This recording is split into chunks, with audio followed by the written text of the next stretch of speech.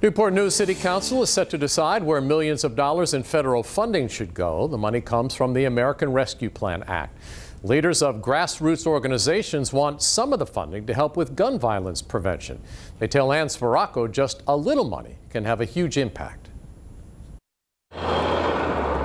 In Newport News, gun violence continually increased during the past 3 years. For Uganda Sample Jones, who founded the group Empower All, those 3 years felt like a lifetime.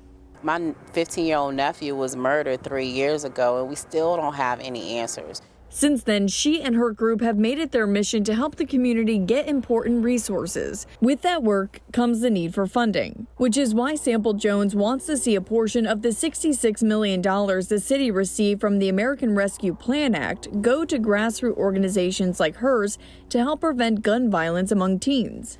A 16-year-old killed my nephew.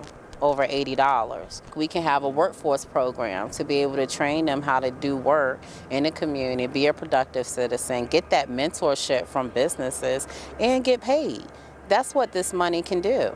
But gun violence prevention is not on top of the City Council's list of items to get a cut of the funding. Councilman David Jenkins proposed funding prevention efforts back in December. My idea was that we needed to take a small portion of that money and do something immediately to help fight gun violence. Jenkins says he wants to get more input from the community on what to do with this money, which he hopes to hear during the council meeting. People don't want to live in a neighborhood where they fear gun violence.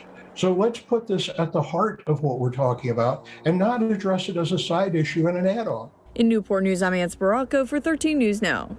City Council members discussed their community violence assessment during their work session this evening, which is a study the city is doing with Christopher Newport University to target where crime is happening the most in Newport News. The formal council meeting begins at 7 tonight.